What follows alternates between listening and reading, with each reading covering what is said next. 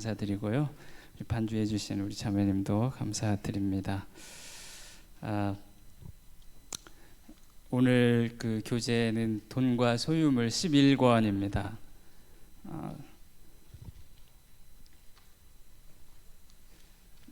목사님께서 가족들 이렇게 함께 여행을 떠나시면서 저에게 목욕 공부를 할 수 있도록 이렇게 시간을 허락해 주셨습니다. 우리 잠깐 기도하고 시작하겠습니다. 참 좋으신 아버지 하나님, 은혜를 감사합니다. 오늘 또 이렇게 귀하고 복된 하루 허락하시고 이 시간에 또 하나님의 말씀을 공부하는 복된 시간으로 인도해 주심을 감사합니다. 하나님 말씀을 사모해서 이 자리에 참석하신 귀한 우리 성도님들 한 분 한 분들을 하나님께서 기억하여 주시고 그 삶을 축복해 주시옵소서. 아버지 하나님, 또 가족 여행 중에 계시는 목사님과 사모님 그리고 그 가족들을 하나님께서 복 주시고 참 충분한 쉼이 있고 몸에 회복이 있는 그런 여행이 될 수 있도록 하나님 인도해 주시옵소서. 안전하게 또 우리 앞에 오실 수 있도록 하나님께서 이끌어 주실 줄로 믿습니다. 이 시간을 또 주님 앞에 의뢰하며 예수님의 이름으로 기도하였습니다. 아멘. 사실 이 공부는 우리 담임 목사님께서 가장 잘 여러분에게 가르쳐 주실 그런 내용이기도 합니다. 그리고 충분히 또 여기 계신 분들은 이 말씀을 복습해서 반복해서 많이 배우신 말씀들이라 제가 참 여러분들에게 무엇을 가르칠 수 있을지 전혀 그런 자격이 없는데 그냥 하나님의 말씀을 같이 읽어가고 같이 나눠본다는 생각을 가지고 같이 봤으면 좋겠습니다. 오늘은 그래서 이 돈과 소유물 마무리를 한번 하고 12권으로 목사님 오셔서 이렇게 갈 수 있었으면 좋겠습니다. 돈과 소유물 처음부터 한번 보면 참 하나님을 기쁘시게 하기 위해 부유해야 한다거나 반대로 가난해야만 한다는 것은 옳은 자세가 아닙니다. 그랬죠. 여러분 한번 나는 부유하다 이렇게 생각하신 분 계세요? 나는 그래 부유하다. 아니면 나는 가난하다. 네, 가난한 분이 한 분도 안 계신 것 같아서 너무 감사합니다. 하나님께서는 우리가 가난하게 사는 것을 원하신다. 그것은 또 아니죠. 그죠? 우리가 부자로 사는 것을 또 하나님은 반대하시는 분이 아니십니다. 우리는 이것을 잘 알고 기억해야 됩니다. 그래서 부자는 나쁜 사람, 가난한 사람은 선한 사람, 이것은 아닙니다.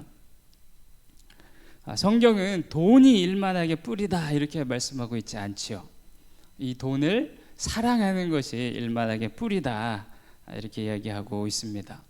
그래서 실제로 성경에서 보면 많은 사람들이 부유하게 이렇게 살고 있는 모습을 또 우리에게 보여줍니다. 믿음의 족장들은 또 어떤 사람들입니까?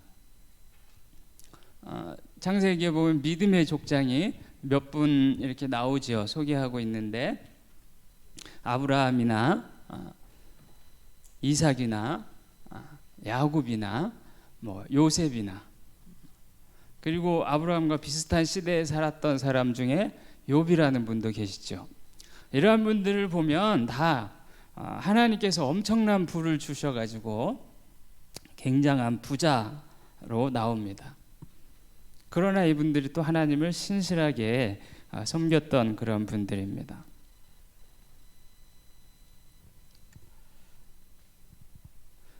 이제 문제는 이렇게 하나님께서 부어주신 돈을 가지고 그 돈과 하나님 사이에서 문제가 생기는 게 있다는 거죠.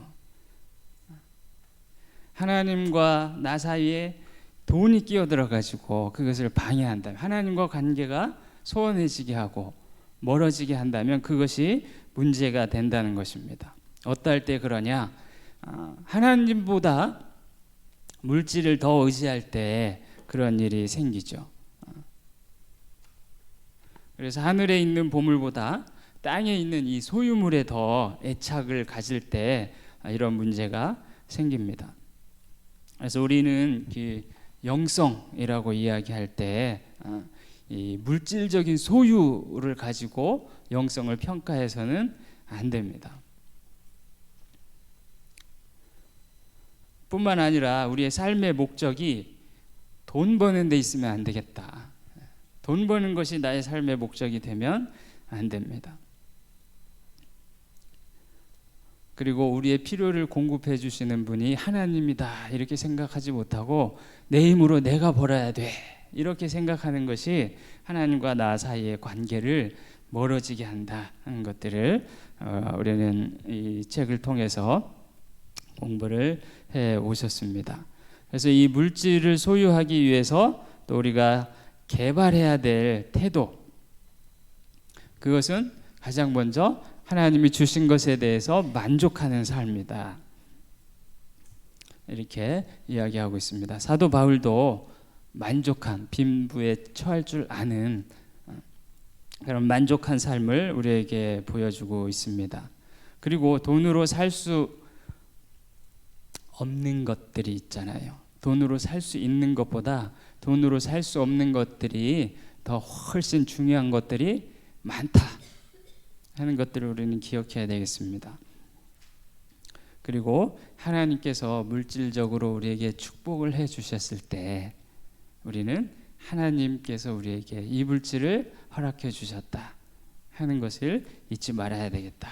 이러한 내용들을 우리가 쭉 지금 공부해 오고 있습니다. 우리에게 물질을 얻을 수 있는 능을 주신 분이 누구예요? 하나님이시다. 그래서 목사님께서도 많이 말씀을 하셨는데 청지기의 삶을 우리는 살아야 된다. 청지기의 삶은 관리자의 삶이라는 것이에요. 내 것이 아니라 소유주의 삶이 아니라 관리자의 삶이 청지기의 삶이다. 하나님께서 나에게 맡겨주신 것이다 하는 겁니다. 뿐만 아니라 하나님께서 우리의 모든 것을 다 취하여 가져가신다 하더라도 하나님과 관계에 영향을 끼쳐서는 안 된다. 원망해서는 안 된다 하는 것을 또 우리가 봤습니다. 그러면서 욥의 예를 이렇게 많이 들어서 성경에서 이야기하고 있습니다. 우리나라에 아시안 게임에 1986년도 아시안 게임에 체조에서 메달을 한 4개 정도 딸 수 있는 유망주, 기대를 가지고 있는 17살짜리 소녀가 있었습니다. 그래서 아시안 게임에서 최소한 동메달이든 은메달이든 금메달이든 한 3개 이상은 딸 것이다. 이런 기대를 가지고 있었던 사람이 김소영이라고 있었어요. 근데 이분이 막 이제 얼마 남지 않아서 한 20일 전에 이제 마지막 연습을 막 마무리하다가 2단 평행봉을 아시죠? 2단 평행봉 이렇게 막 빙빙 돌다가 점프해갖고 날아가다가 다시 잡고 또 돌고 어떻게 그런 걸 하는지 모르겠어요. 근데 그걸 하다가 이걸 잡아야 되는데 못 잡은 거예요. 그래서 떨어져가지고 목뼈가 부러져가지고 신경이 잘려서 하반신이 마비가 되는 그런 일을 당했습니다. 참 금메달을 목에 걸 것을 생각하면서 이렇게 훈련받고 있었던 사람이 얼마나 황당한 일입니까? 그래서 이분이 얼마나 큰 좌절을 하고 있었겠어요. 이분에게 그런데 복음이 들어가고 꿈이 생긴 거예요. 한국에서는 공부할 환경이 못 되니까 미국에 가서 내가 공부를 해야 되겠다. 그런데 이제 체조만 했던 사람이라 어떤 재정적으로 여유가 없고 이랬던 사람 어떻게 가서 공부해야 되나 굉장히 고민을 많이 하고 있었는데 미국에 그 전에 이제 조시 에릭슨 터더라는 사람이 있어요. 조니 에릭슨이라는 여자. 이분도 수영 선수, 다이빙 선수였어요. 미국에서 굉장히 촉망받았던 그런 선수였는데, 이분도 어느 날 이 다이빙을 하다가 목이 부러진 거예요. 잘못 떨어져 가지고. 그래서 이 어깨 뼈까지 이렇게 망가지고, 그래서 완전히 얼굴만 남기고 하반신이 마비가 되는 그런 엄청난 일을 겪은 겁니다. 그래서 병원에서 있으면서 얼마나 좌절하고 어떤 소망도 가질 수 없는 그런 상황 가운데 있었는데, 이 친한 친구 한 사람이 매일 병원에 와서 복음을 전하고, 그래도 하나님 사랑하신다, 이런 이야기를 하니까 쉽게 받아들여지겠습니까? 그러니까 몇 년간 이 친구가 지극정성으로 병간을 하면서 막 도와줬는데, 이 존이라는 여자분은 이 친구에게 소원이 한 가지가 있어요. 소원이. 나는 내 스스로 죽을 수도 없다. 나한테 제발 알약 몇 개만 구해다가 나한테 좀 갖다 줘라. 죽고 싶다. 이것이 나의 가장 큰 소원이다. 이런 생각을 가지고 있었던 사람이었습니다. 그래도 어떻게 그렇게 할 수는 없잖아요. 그러니까 이분은 더 좌절하는 거죠. 나는 나 스스로 죽을 수도 없는 사람이구나. 그런데 이 친구가 계속 복음을 전하다가 하루는 이제 하나님께서 지혜를 주셔서, 야, 하나님도 너처럼 온몸을 쓰지도 못하고 움직이지도 못하고 자기 의지대로 움직이지도 못하는 그런 어려움을 당하셨다. 바로 십자가에서 예수님이 손과 발에 못 박히셨을 때, 예수님은 그 상처나고 찢기신 그 몸이 떼약볕에서 얼마나 아팠겠느냐. 그런데 스스로 내려올 수도 없고 움직일 수도 없고 그냥 죽을 시간만 기다리고 계셨던 분이 예수님이다. 이 이야기를 딱 듣는 순간, 하나님이신 예수님이 나의 죄를 위해서 나와 같이 이렇게 큰 고통을 당하셨구나. 그때 복음을 받아들이고 하나님을 믿게 되고 예수님을 믿었답니다. 그 뒤로 이 사람의 삶이 바뀌었어요. 얼굴이 예전처럼 밝아졌고요. 그 다음에 이제 내가 할 수 있는 일이 무엇인가를 찾으면서 붓을 입에 물고 그림을 그리는 그 일을 하기 시작했습니다.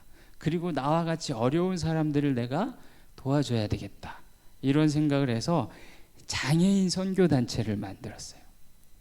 그래서 자신처럼 어려운 사람들을 도와줄 수 있는 그러한 선교단체를 만든 겁니다. 아까 얘기했던 우리나라 김소영 씨가 미국에 가서 공부해야지, 이 생각을 마음을 먹고 학교 입학 허가서까지 받았는데 돈이 없어서 못 갈 그런 형편이었는데, 이 선교단체하고 연결이 된 거예요. 그래서 미국에 가서 이분이 5년 동안 공부를 하고 왔습니다. 그리고 우리나라 장애인 올림픽 대표단, 뭐 이런데 장애인 스포츠단 이런데 가서 이제 일을 하시면서 번역도 하고 통역도 하고 이러한 일을 하면서 도와주는 그 일들을 이렇게 감당을 했습니다.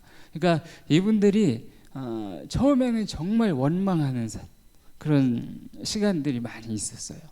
그런데 그 가운데서 정말 하나님, 예수님께서 나의 죄를 위해서 십자가에 못 박혀 죽으시고 나와 같은 고난을 받으셨구나, 이런 생각을 하니까 나의 모든 것을 다 잃어버렸지만 그런 가운데서도 새 희망을 얻고, 하나님께서 자기에게 주신 그 꿈을 가지고 열심히 그런 어려움에 처한 사람들을 돕는 일에 자신을 들였던 것을 이렇게 보게 됩니다.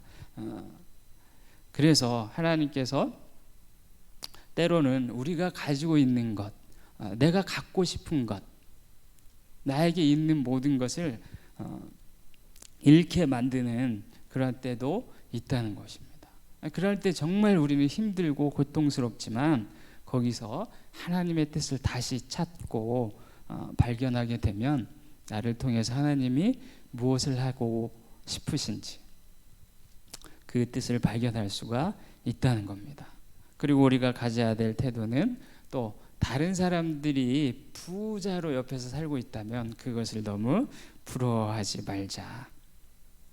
또 벼락 부자가 되기를 생각하지 말라. 이런 내용들을 우리가 공부해 왔습니다. 그리고 이제 네 번째로 보면 아라비아 숫자 네 번째로 보면 돈과 소유물에 대한 태도를 취하는 데 있어서 당신은 반드시 적절한 균형을 이루고 살아야 합니다. 이게 12쪽에 지금 보고 있습니다. 이 12쪽에 여기 부분을 그 담임 목사님께서 하시다가 남겨두고 가셨죠. 12쪽. 그래서 거기 A번에 보면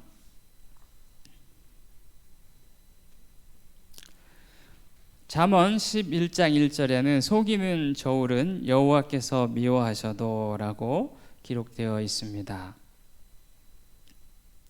속이는 저울.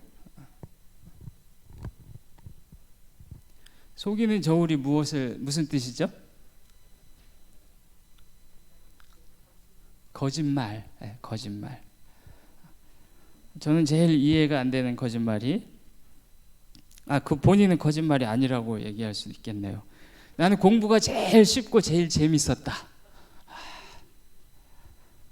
여기 또 그런 여기 중에 계신 분 중에 또 그런 분이 계실지 모르겠는데 저는 그 말이 굉장히 거짓말로 들렸어요.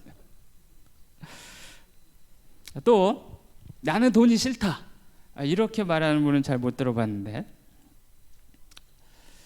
문제는 이제 나는 남는 거 하나도 없다. 남는 거 하나도 없다. 미치고 판다.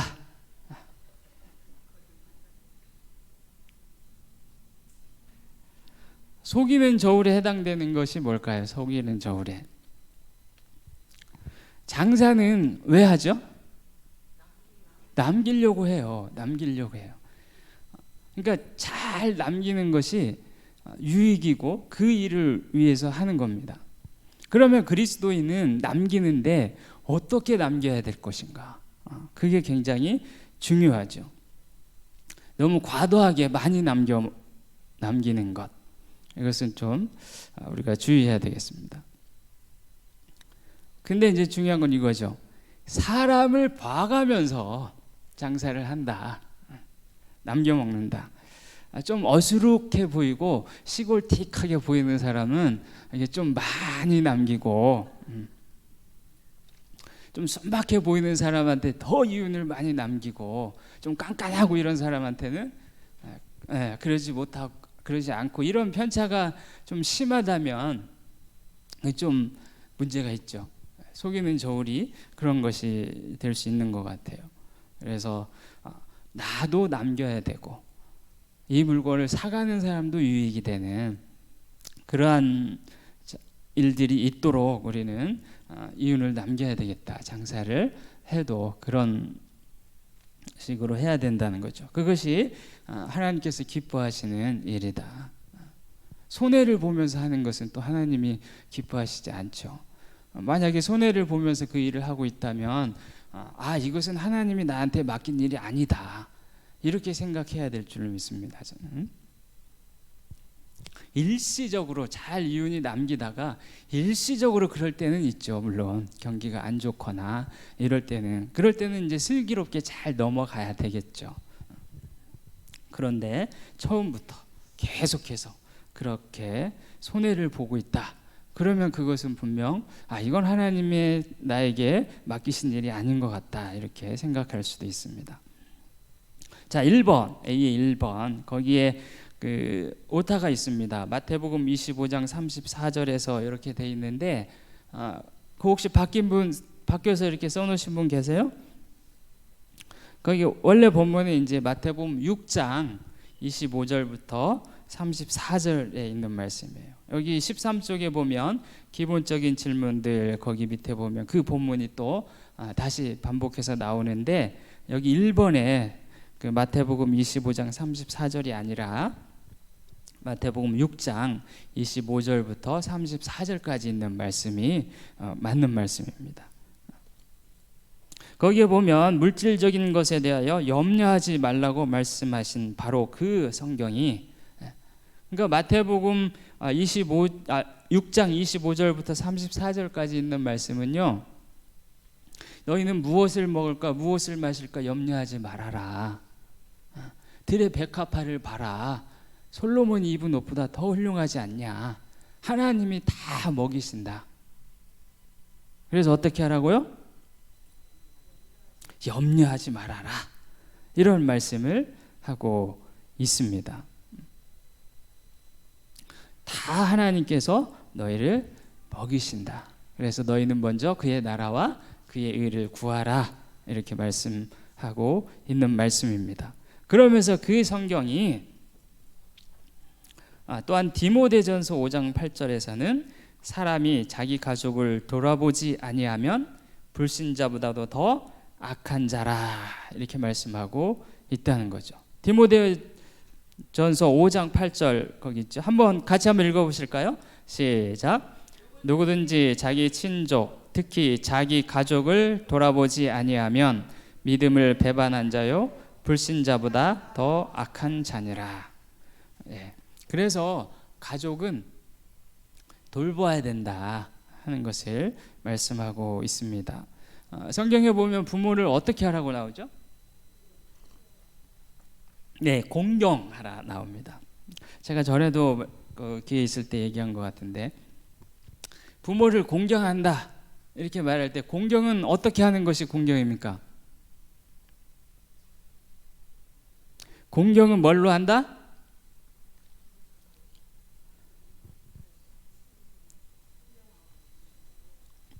네, 돈으로 한다. 여기 계신 분들 보니까 부모를 이렇게 공경해야 될 분도 있고 자녀들부터 공경을 받아야 되실 분도 이렇게 계시는데, 자, 하나님께서는 우리 모두를 먹이시고 양육하시고 살아가게 하시는 분이 우리 하나님이십니다. 내 부모라 해도 내가 안 돌본다고 해서 굶어 죽거나 고통당하거나 하나님께서 내버려 두신다거나 그러지 않을 수도 있습니다.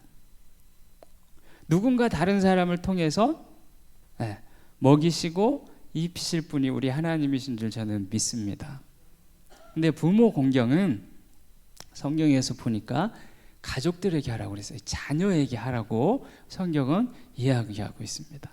그러니까 하나님께서는 사람을 도우시는데, 하나님께서 다른 사람들을 도우시는데 그냥 하늘에서 뚝 떨어져서 이렇게 주시는 분이 아니라 누구를 통해서요? 사람을 통해서.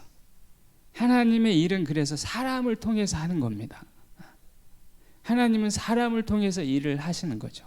부모 공경도 사람을 통해서, 특별히 자녀들을 통해서 일을 하십니다. 이게 하나님께서 일하시는 방법입니다. 만약에 우리 부모님이 우리 주변에 계신다면, 그런데 그 부모님이 나 아닌, 자식이 아닌 제3자를 통해서 도움을 받아 살아간다면 그것이 하나님께서 그것은 기뻐하시지 않는다는 거죠.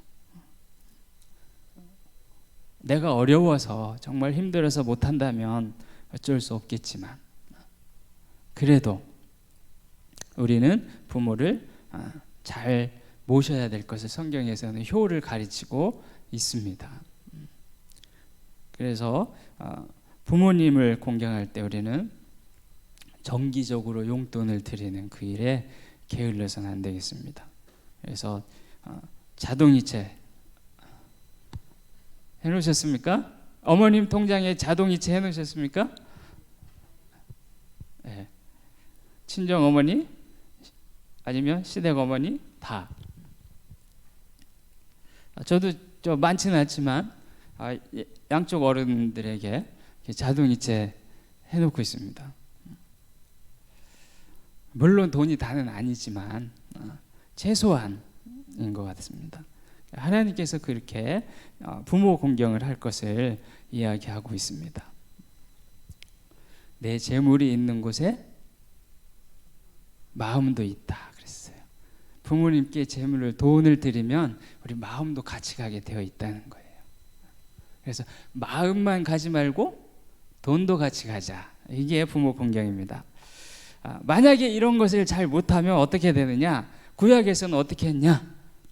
신명기 25장 9절에 보니까 그 형제의 아내가 장로들 앞에서 그에게 나아가서 그의 발에서 신을 벗기고 그 얼굴에 침을 뱉으며 이르기를 그 형제의 집 세우기를 즐겨 아니하는 자에게는 이같이 할 것이라. 형제들을 돌보지 않고 가족을 돌보지 않는 자에게는 침을 뱉으면서 모욕을 주는 그 일을 이야기하고 있습니다. 그래서 우리는 가족, 특히 부모, 친족을 돌보는 그 일에도 열심히 해야 되겠다는 것입니다. 그 다음에 두 번째, 돈을 사랑함이 일만하게 뿌리라고 말하는 바로 그 성경이 또 뭐라고 하고 있습니까? 일꾼이 싹쓸 받는 것이 마땅하다. 이렇게 이야기하고 있습니다. 돈을 사랑하는 것과 싹쓸 받는 것은 다르다는 얘기죠. 그래서 디모데전서 5장 17절부터 18절까지 있는 말씀 여기 있습니다. 한번 읽어보시죠. 시작. 잘 다스리는 장로들을 배나 존경할 자로 알되 말씀과 가르침에 수고하는 이들을 더할 것이라. 성경에 일렀으되 곡식을 밟아 떠는 소의 입에 망을 씌우지 말라 하였고 또 일꾼이 그 싹쓸을 받는 것이 마땅하다 하였느니라. 네. 참 이 말씀은 목사님들이 참 좋아하는 것 같아요. 이 말씀이 있어서 제가 복을 받습니다. 우리는 우리를 잘 가르쳐 주시는 우리 담임 목사님을 우리 성도님들께서 진심으로 사랑하시고 존경하고 계시는 줄로 제가 잘 알고 있습니다. 이 말씀이 교회에서 일하는 그런 사역자들을 향해서 말하고 있는 말씀이기도 하고 뿐만 아니라 전반적인 원리이기도 합니다. 우리가 정당하게 일을 하고 정당하게 그 싹쓸 받는 것에 대해서 이야기하고 있습니다. 이것은 이제 그리스도인의 직업과 고용에서 많이 다룰 내용이기도 합니다. 만약에 업주 일을 시키는 사람이 있으면 정당하게 싹쓸 주는 것. 그가 한국인이든 외국인이든 정당하게 그 일하는 것에 대해서 싹쓸 주어야 된다. 착취하면 안 된다. 이것이 성경의 원리입니다. 비번도 한번 같이 읽어보시죠. 시작. 이것들은 서로 모순된 말씀이 아니라 당신에게 물질적인 소유를 다른 방법을 보여주는 균형 잡힌 원리들입니다. 그래서 우리는 어떠한 태도를 가져야 되는가? 정직하게, 속이지 않고 또 정당하게 싹쓸 주는, 그리고 싹쓸 받는 사람은 받는 만큼 최선을 다 해야 되겠죠. 여러분 예전에 이제 기독교계에서 이 돈 소유와 관련돼서 논쟁이 한참 있었던 때가 있었습니다. 어떤 논쟁이었냐? 청부론, 또 청빈론 들어보셨어요? 청부론. 청부론은 깨끗한 부자. 책으로도 나왔어요. 깨끗한 부자. 굉장히 호감이 가는 책입니다. 또 청빈론을 말하는 책 중에 하나는 바늘길을 통과한 부자. 이 책이 있어요.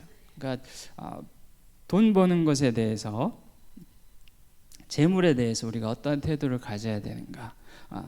우리는 깨끗한 부자가 돼야 된다.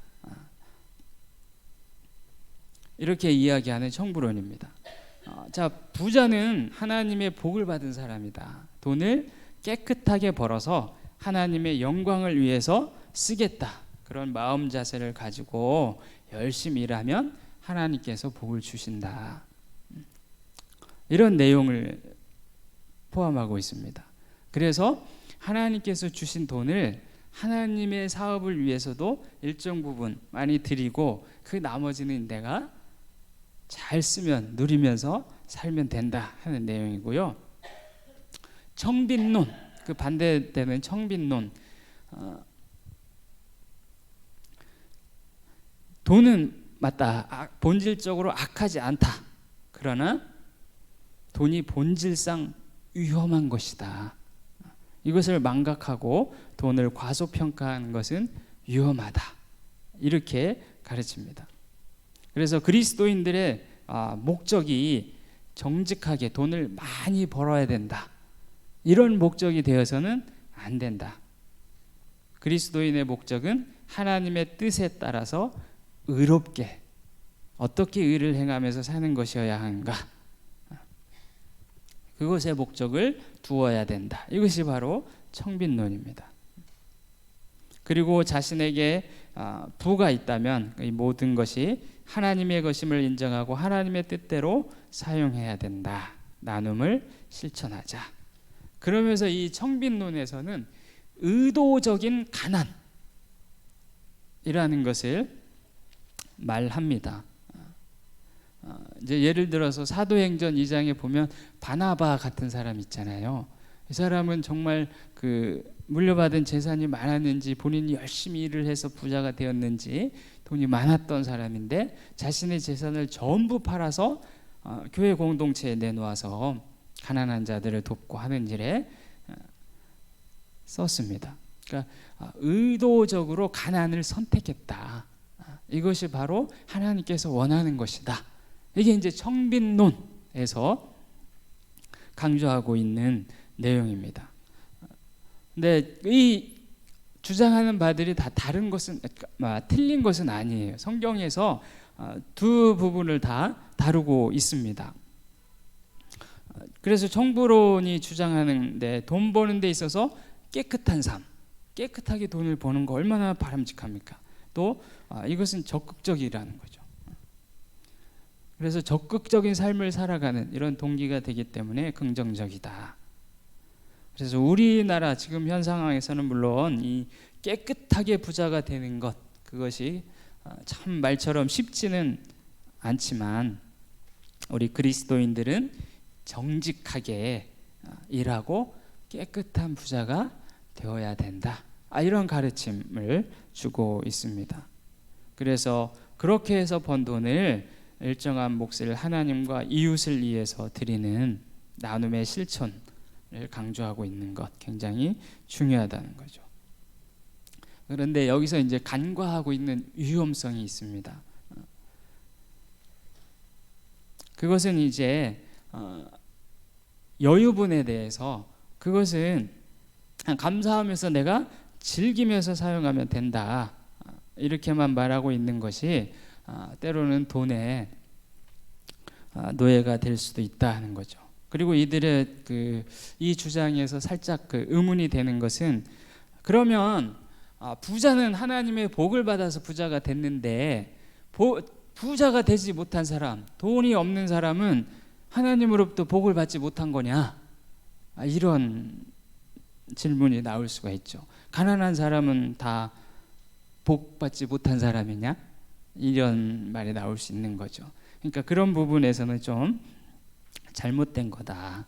그리고 굉장히 요즘 우리가 주의해야 될 기복주의 신앙, 기복주의 사상으로 복을 받아야만, 하나님께서 물질적인 복을 받아야만 하나님의 복 받는 것이다.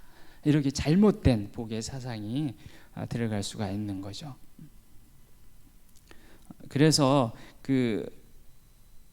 요한 웨슬레라는 사람 아시죠? 요한 웨슬레. 이분은 지금보다 한 300년 전에 계셨던 분이에요. 이분이 이렇게 이야기를 했습니다. 열심히 돈을 벌어라. 열심히 저축하라. 그리고 최대한 그것을 나누어라 그랬습니다. 돈은 나와 함께 그냥 지낼 수 없다. 만약 그것이 나와 함께 있게 된다면 그것은 결국 나를 태워 삼킬 것이다. 나는 돈이 내 마음속으로 들어오는 길을 찾지 못하도록 가능한 한 빨리 돈을 내 손에서 내보낸다. 이렇게 이야기를 했습니다. 돈을 내가 쌓아놓고 있다면 그 돈이 나를 삼키게 된다. 웨슬레라는 분은 이렇게 얘기해서, 그래서 돈을 쌓아놓고 있지 않고 돈이 내게 들어오면 빨리빨리 내보낸다. 이런 이야기를 했습니다. 그래서 그리스도인들은 청부론, 청빈론 이것을 떠나서 청지기론입니다. 청지기론. 청지기가 뭐라 그랬어요? 관리자입니다. 관리자. 하나님께서 내게 좀 다른 사람보다 돈을 더 내게 많이 주셨다면 더 많은 돈을 관리하게 나한테 맡기신 거예요. 하나님이 나에게 조금만 주셔서 조금 관리하도록 맡기신 것일 수도 있습니다. 그러면 내가 그 하나님께서 맡겨주신 그것을 내가 어떻게 관리할 거냐? 이제 우리는 그것을 생각해야 된다는 것이에요. 나와 내 가족만을 위해서 쓰고 관리한다면 그것은 또한 맡겨주신 하나님의 뜻에 바르지 않다는 거죠. 그리고 나와 내 가족도 생각지 않고 다 그냥 들어오는 대로 밖으로만 다 내보내고 내 가족은 몰라. 이러면 또 하나님께서는 그것도 기뻐하시지 않는다는 거죠. 그래서 우리는 그런 균형을 잘 찾으면서 우리가 하나님께서 나에게 부어주신 돈을 잘 관리해야 될 줄로 믿습니다. 작은 일에 충성한 자에게 하나님께서 더 큰 일을 맡기시는 것처럼 작은 돈도 우리가 잘 관리하면 하나님께서 우리에게 더 큰 관리자로 세워주실 수 있다 하는 겁니다. 그래서 우리는 이 청직이다. 나는 청직이다. 나는 나에게 하나님께서 맡기신 그 재물을 나는 관리하는 사람이다. 그런 생각을 가지면 좋을 것 같아요. 전세다. 저는 전셋집에 살고 있거든요. 이건 내 집이 아니에요. 그냥 잘 쓰고 나는 다시 떠나가고 원래 상태로 주인에게 돌려줘야 돼요. 그죠? 그게 이제 우리는 그래서 하나님께서 나에 맡겨주신 것을 나는 잘 관리하고 하나님이 원하시는 곳에 흘려보내고. 그래서 그 조현삼 목사님 같은 분은 이런 책을 썼어요. 파이프 행복론이라는 책을 썼습니다. 파이프 행복론. 우리는 수도꼭지가 되어서는 안 된다는 거예요. 파이프가 돼야 된다. 만약에 수도꼭지를 해도 틀어놔야 된다는 거예요. 하나님과 나에게 연결된 파이프. 하나님은 그 파이프를 통해서 내게 복을 주세요. 그러면 나는 파이프가 되어서 통로가 되어서 나를 통해서 흘려보내는 거죠. 그걸 수도꼭지를 달아가지고 잠가놓으면 안 된다는 거예요. 막다른 골목이 되어서는 안 된다는 거예요. 수도꼭지를 잠궈놓고 안 쓰면 어떻게 됩니까? 녹물 나와요. 그걸 틀어놓고 계속 흘려보내야 된다는 거예요. 하나님의 저수지는 마르지 않거든요. 우리가 막 틀어놓는다고 해서 낭비한다고 해서 하나님의 저수지가 마르지 않거든요. 그래서 하나님이 부어주신 것을 우리는 흘려보내는 그 일을 우리는 해야 되겠습니다. 그런 일을 위해서 우리는 더 열심히 일을 해야 되겠죠. 일도 하지 않으면서 받으려고만 한다는 것은 뭐죠? 도둑이죠. 도둑. 그래서 사도 바울은 에베소서 4장 28절에 이렇게 말씀합니다. 에베소서 4장 28절 말씀을 보면 도적질하는 자는 다시 도적질하지 말고 돌이켜 빈궁한 자에게 구제할 것이 있기 위하여 제 손으로 수고하여 선한 일을 하라. 왜 일을 해야 된다고요? 가난한 자들을 도와주기 위해서. 우리가 일하는 목적 중에 하나를 이 항목을 꼭 넣어놓으셨으면 좋겠습니다. 가난한 자들을 도와주기 위해서 나는 일을 한다. 가난한 자를 도와주기 위해서 나는 돈을 번다. 하나님은 분명하게 사도 바울을 통해서 우리에게 이것을 말씀하고 있습니다. 가난한 자들, 빈궁한 자들에게 구제할 것이 있기 위하여 제 손으로 수고해서 열심히 선한 일을 하라. 아무 일이나 하지 말고 선한 일을 하라. 그래서 우리는 열심히 일을 해야 됩니다. 네, 이렇게 말을 하다 보니까 기본적인 질문들이 왔습니다. 기본적인 질문들. 하나님께서 나에게 무엇을 공급하십니까? 하나님은 무엇을 약속하셨습니까? A번 한번 읽어보시죠. 시작. 하나님은 당신의 필요를 공급하시겠다고 약속하셨습니다. 빌립보서 4장 19절 시작. 나의 하나님이 그리스도 예수 안에서 영광 가운데 그 풍성한 대로 너희 모든 쓸 것을 채우시리라. 아멘. 믿으시죠? 우리는 하나님께서 나의 모든 쓸 것을 채워주신다. 이런 믿음을 가지고 살아가야 되겠습니다. 그리고 마태복음 6장 아까 봤던 말씀 25절부터 34절까지 있는 말씀도 그것을 너희는 먹고 입을 것을 위해서 염려하지 말아라. 이건 너에게 필요한 것은 하늘아버지가 다 알고 계신다. 우리의 모든 필요를 다 알고 계시는 분이 우리 하늘아버지시다 하는 것을 예수님께서 우리에게 가르쳐 주셨습니다.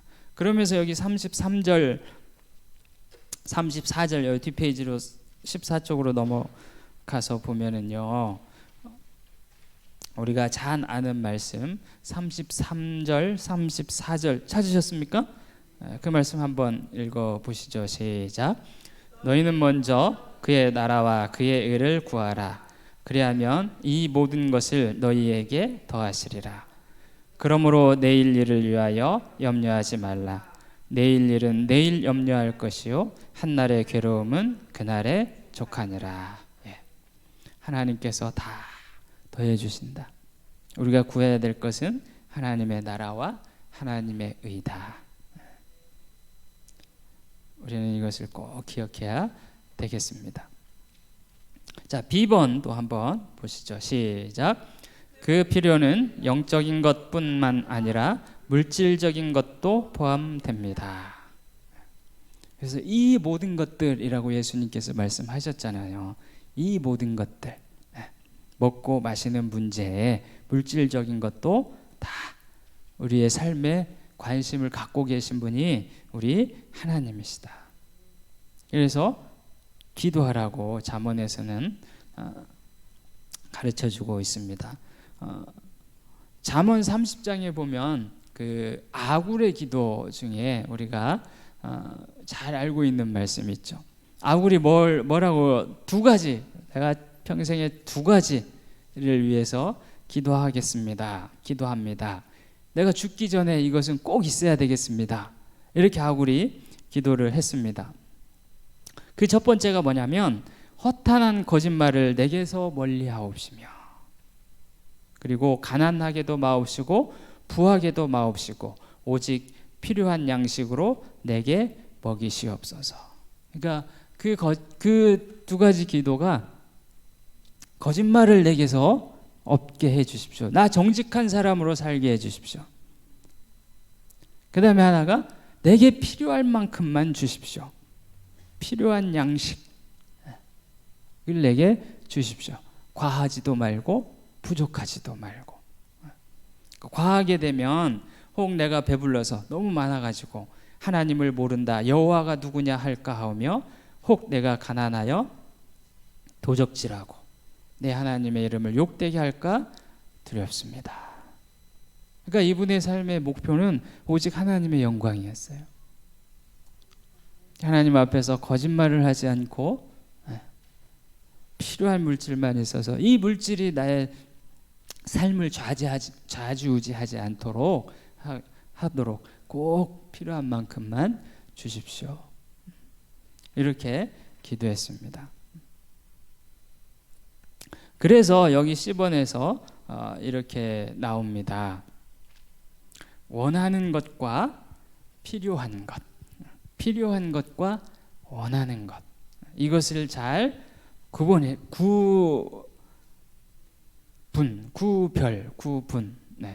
구분해서 살아야 된다. 뭐 쉽지는 않지만 우리가 잘 구분해야 된다. 그래서 필요한 것. 야고보서 2장 15, 16절 한번 읽어보시죠. 시작. 만일 형제나 자매가 헐벗고 일용할 양식이 없는데 너희 중에 누구든지 그에게 이르되 평안히 가라, 더웁게 하라, 배부르게 하라 하며 그 몸에 쓸 것을 주지 아니하면 무슨 유익이 있으리요. 그 몸에 쓸 것, 이것은 꼭 필요한 의식주를 이야기하고 있습니다. 하나님께서는 우리 몸에 꼭 쓸 것이 필요하다. 우리가 하루 세 끼 먹어야 되고, 추울 때 몸을 더웁게 할 수 있는 옷이 있어야 되고, 비바람을 막아줄 수 있는 집이 있어야 됩니다. 이러한 것들은 꼭 필요하다. 그래서 너희 중에 주변에 혹시 이런 것들 때문에 고통당하는 사람이 있으면 어떻게 하라? 도와주라. 말로만 하지 말고 실제로 도움을 주라. 이런 거는 절대적인 필요이기 때문에 그렇습니다. 이런 절대적인 필요는, 이 절대적인 필요가 없는 분들을 보면 우리는 도와주는 마음이 있어야 되겠습니다. 히브리서 4장 15, 16절에서도 바로 이 예수님께서 우리와 똑같은 삶을 사셨다. 우리의 필요를 다 알고 계시는 분이 우리 예수님이다. 우리에게 있는 대제사장은 우리의 연약함을 체휼하지 아니하는 자가 아니요 모든 일에 우리와 한결같이 시험을 받은 자로되 죄는 없으시니라. 그러므로 우리가 긍휼하심을 받고 때를 따라 돕는 은혜를 얻기 위하여 은혜의 보좌 앞에 담대히 나갈 것이니라. 네. 이런 절대적인 필요들을 하나님은 다 알고 계시고 그 필요가 꼭 있어야 된다는 것을 아신다는 거예요. 그러한 필요를 가지고 없으면 하나님 앞에 나와서 구하는 것, 그것이 죄가 되지 않는다는 거예요. 그것은 꼭 구해야 될 것이다. 이렇게 우리에게 가르쳐주고 있습니다. 그것을 잘 아시는 분이 왜 구하라고 그랬습니까? 구하면 주시려고. 근데 그렇게 구하면 주시는 것은 내가 열심히 일할 수 있는 길을 열어주시기도 하고, 또 옆에 있는 사람이 탁 이렇게 갖다 주는 것으로 응답해 주시기도 하고 그렇습니다. 우리는 구하고 응답받는 그런 우리 귀한 성도님들 되실 줄로 믿습니다. 그리고 하나님으로부터 구하는 자, 물론 우리가 구해야 되지만 하나님의 기도 응답이 되어주는 우리가 되는 것도 굉장히 중요합니다. 기도 응답이 되어주는 것. 저 사람이 이렇게 기도한 걸 하나님이 나에게 저분을 좀 도와주라고 하는 것 같아. 저분의 기도 응답이 나를 통해서 이루어지는 거야. 이러한 사람이 우리 모두가 다 되었으면 좋겠어요. 기도하면서 받는 것도 하나님께서 주시는 복이지만 하나님께서 주시는 복의 통로가 되는 것도 더 큰 복인 줄로 믿습니다. 그것은 내가 많이 쌓아 놓아야만 되는 것이 아니라 내가 가지고 있는 조그만 것이라도 나눌 때 우리는 복의 통로가 되고 우리는 기도 응답자가 되는 것입니다. 하나님의 일꾼이 되는 것이죠. 마가복음 2장 25절에 예수님께서 말씀을 하십니다. 예수께서 가라사대 다윗이 자기와 함께 한 자들이 핍절되어 시장할 때에 한 일을 읽지 못하였느냐. 이 말은 사무엘상 21장에 나오는 말씀이죠. 다윗이 사울 왕에게 쫓겨다니다가 너무나 먹을 것이 없고 배고프고 힘들고 고통스러울 때 제사장들만 먹는 그 진설병을 먹으라고 이렇게 제사장이 내어줍니다.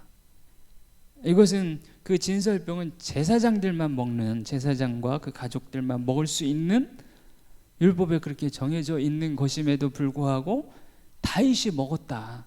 예수님은 그것을 율법을 어겼다 이렇게 책망하시는 것이 아니라 배고픈 자가 이것을 먹은 것을 그것은 당연한 거다 이렇게 이야기하고 있습니다. 우리는 율법 조문을 가지고 사람을 대하는 사람이 아니라 그 율법의 정신을 가지고 하나님의 뜻이 무엇인지 행하는 사람이 돼야 된다는 거죠. 그래서 그 율법을 전체 요약한 게 뭐라 그랬습니까? 하나님을 사랑하고 이웃을 사랑하는 것. 이것이 바로 율법이다 그랬거든요.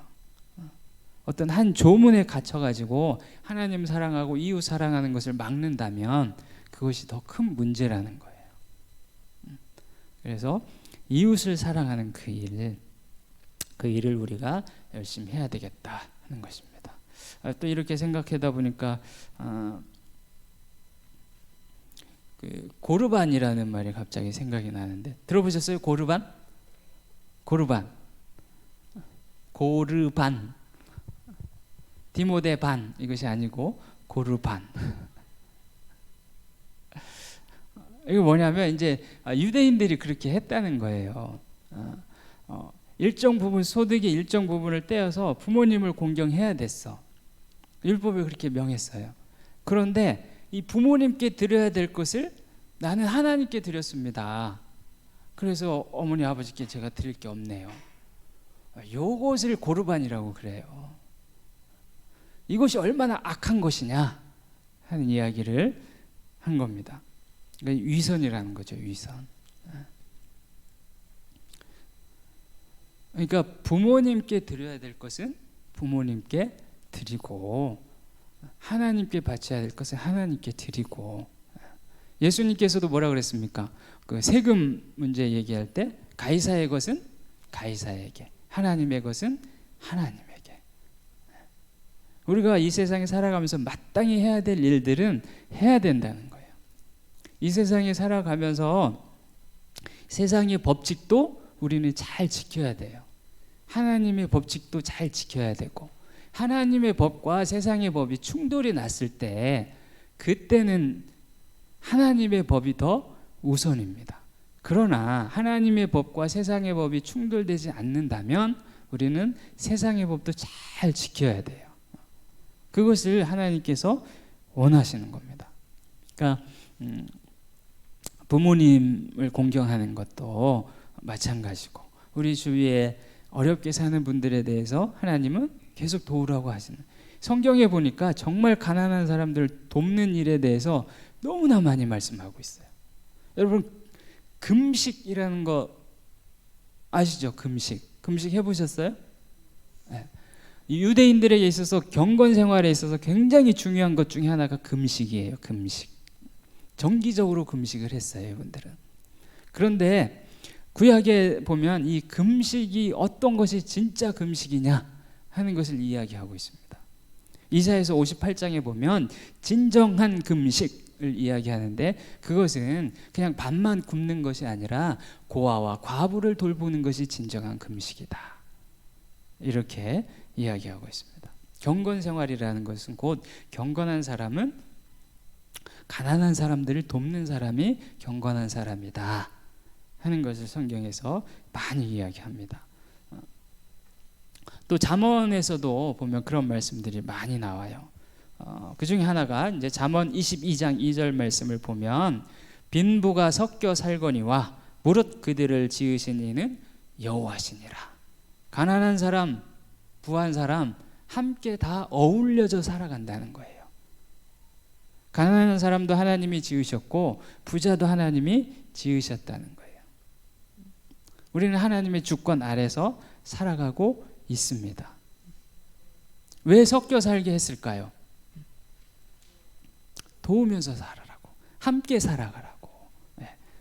그래서 시편 9편 12절에 이렇게 또 말씀하고 있습니다. 피 흘림을 신문하시는 이가 저희를 기억하시며 가난한 자의 부르짖음을 잊지 아니하시도다. 그러니까 이 세상엔 어쩔 수 없이 가난한 자하고 부자가 함께 살아갈 수밖에 없다는 거예요. 이 세상이 다 부자만 있는 게 아니고 다 가난한 자만 있는 게 아니라는 거예요. 아무리 가난한 동네에 가도 그게 부자가 있고, 아무리 부한 동네에 가도 가난한 자가 함께 있을 수밖에 없다는 것입니다. 그런데 하나님께서는 이 가난한 자들의 소리를 들으신다는 거예요. 가난한 자들의 소리를 듣는다는 말은 무엇이겠습니까? 이분들이 가지고 있는 그 억울함, 그 고통, 괴로움, 이것을 다 보고 들으시는 분이 우리 하나님이시라는 거죠. 그런데 그들의 고통 소리를 하나님이 들으시고, 만약에 그 옆에 하나님이 부자로 세워놔서 너를 통해서 돕기를 원한다 했는데 그것을 그렇게 하지 않는다면 하나님이 심판하실 수 있으시다는 거죠. 이 가난한 자들의 소리를 듣는 것, 하나님께서는 이 아브라함의 부인이 누구죠? 사라의 몸종이 누구였죠? 하갈.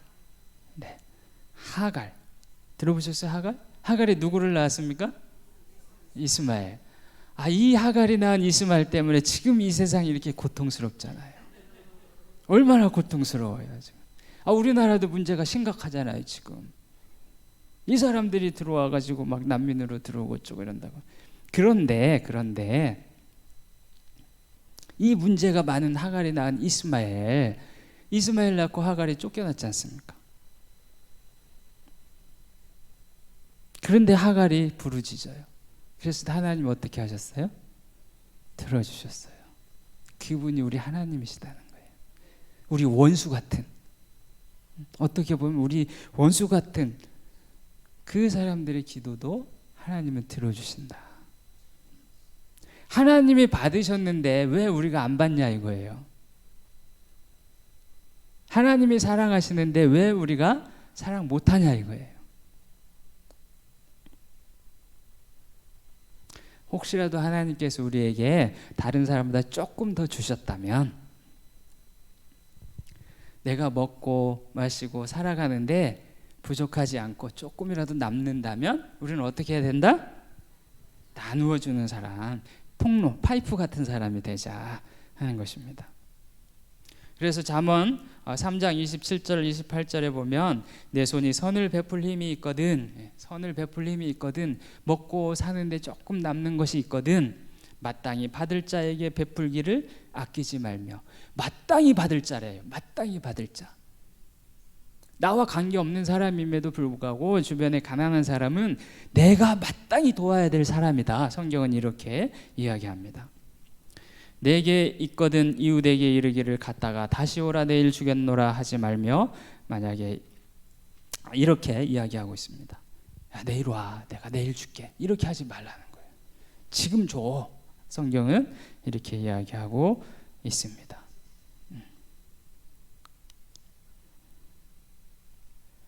그래서 우리는 여기 계신 분들 아까 보니까 다 부자라고 하셨어요. 아멘입니까? 네, 하나님께서 우리에게 부유하게 해주셨습니다. 받은 것을 가지고 나누는 삶을 우리는 살자. 필요한 사람들을 도와주자 이거예요. 그 다음에 이제 원하는 게 있어요. 원하는 것. 이 필요한 것과 원하는 것. 시편 23편 1절에 여호와는 나의 목자시니 내가 부족함이 없으리로다. 나는 부족함이 없으리로다. 부족함이 없다. 다 채워졌다. 하나님이 주신 것이죠. 잠언 13장 25절에 의인은 포식하여도 악인의 배는 줄이느니라.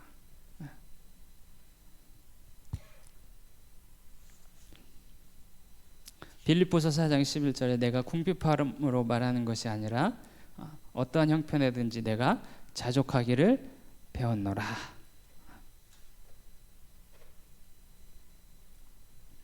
또 야고보서 1장 4절에 인내를 온전히 이루라. 이는 너희로 온전하고 구비하여 조금도 부족함이 없게 하려 함이라. 하나님이 다 이렇게 채워 주셨다. 부족함이 없게 해 주신다 하는 것을 우리에게 이야기하고 있습니다. 여러분, 원하는 것은 꼭 필요한 것보다 조금 더 있는 것을 원하는 거예요. 우리나라는 사계절이 있어서 옷이 좀 많이 필요해요, 다른 데보다. 그래서 우리는 더 많이 원하는 거죠. 그런데 그 사계절이 없는 데 가보니까 옷 하나만 있어도 1년을 지내는데 그런 데도 있더라고요.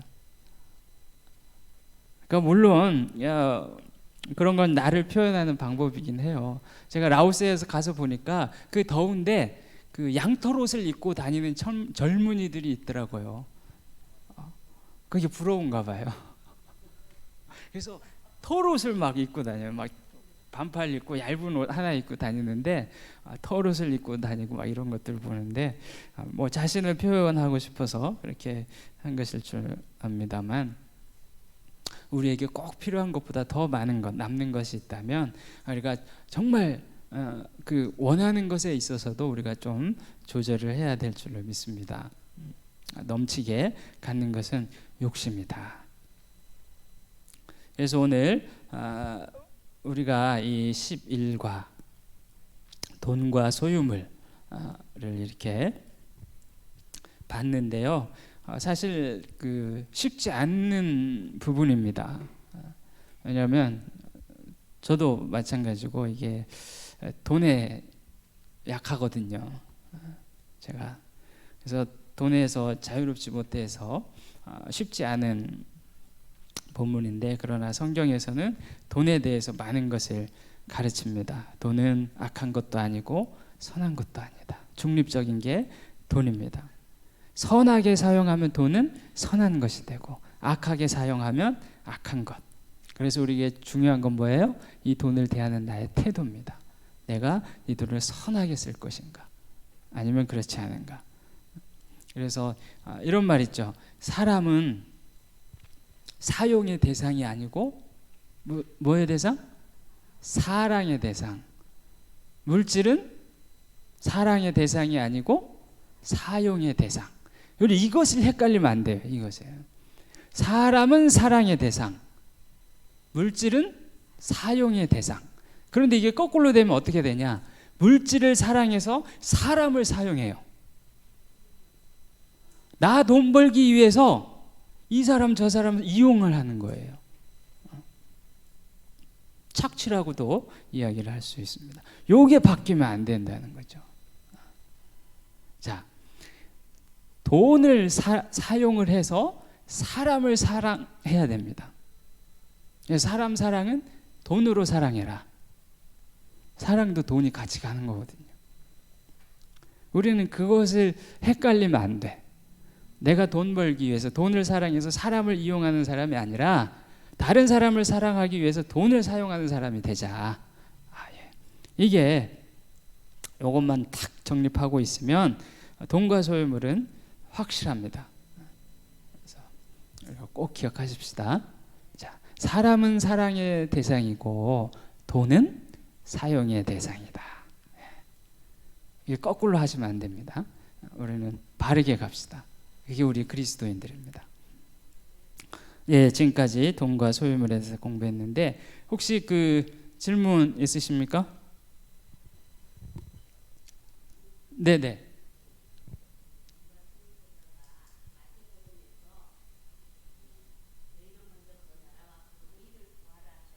네.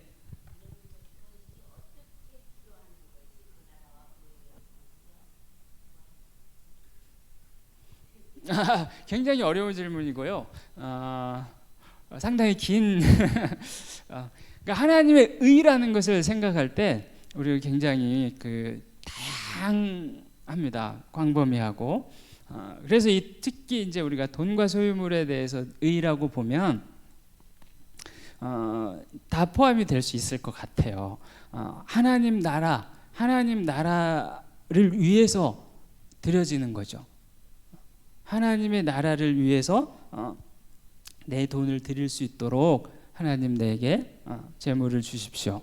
뭐 이렇게 기도할 수도 있고요.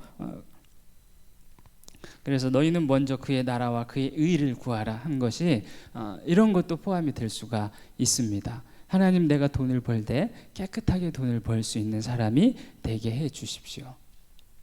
그리고 그것을 통해서 하나님 나라가 확장되는 일에 쓰일 수 있도록 도와주십시오. 그래서 선한 일에 쓰는, 아주 짧게 간단하게 이야기해서 그렇게 생각하면 오늘 본문 우리가 공부하고 있는 주제와 연관돼서 그렇게 생각해 보면 좋을 것 같습니다. 그래서 하나님께서 나에게 주신 것을 하나님이 원하는 방법, 아름다운 방법, 선한 방법, 선한 일에 쓰일 수 있도록 드려지는 것, 그것이 좋을 것 같습니다. 물론 이제 이 구절에서는 먹을 거 입을 거 구하지 말고 먼저 그의 나라와 그의 의를 구하라 하는 것은 이보다 더 큰, 더 넓은 의미가 있지요. 그것은 먼저 우리의 중심이 하나님 나라가 돼야 된다는 거예요. 하나님이 진짜 원하시는 것이 무엇인가? 그래서 하나님의 나라가 확장되는 그 일에 내가 어떻게 드려질 것인가? 이러한 것들을 구하는 것입니다. 그래서 그것은 다양하죠. 전도하는 일이 될 수도 있고, 선교하는 일이 될 수도 있고, 또 선교하는 사람들을 도와주는 일이 될 수도 있고, 이웃 사람들을 돕는 그 일에 내 자신을 드릴 수도 있습니다. 그래서 우리 주변에 선한 일을 하는 그런 장소에 가서 함께 동참하는 것이 의를 구하는 일일 수도 있습니다. 그래서 여러 가지로 그렇게 생각해 볼 수 있을 것 같습니다. 감사합니다. 우리 잠깐 기도하고 마치겠습니다. 참 좋으신 아버지 하나님, 은혜를 감사합니다. 하나님, 우리는 이 세상에 살아가면서 많은 돈이 필요합니다. 살아가면 살아갈수록 더 많은 돈이 필요해지고 있는 세상에 우리가 살고 있습니다. 하나님, 그런데 성경은 하나님께서 우리의 모든 필요를 다 보고 계시고 알고 계시는 분이 우리 하나님이다 말씀해 주고 있습니다. 그리고 우리에게 재물을 얻을 수 있는 능력도 주시는 분이 우리 하나님이시다 말씀하셨습니다. 하나님 아버지, 하나님 우리에게 재물 얻을 능을 우리 각 개인에게도 허락해 주시어서 각자 필요한, 삶에 필요한 모든 것들을 채울 수 있는 그런 능력도 허락하여 주시옵소서.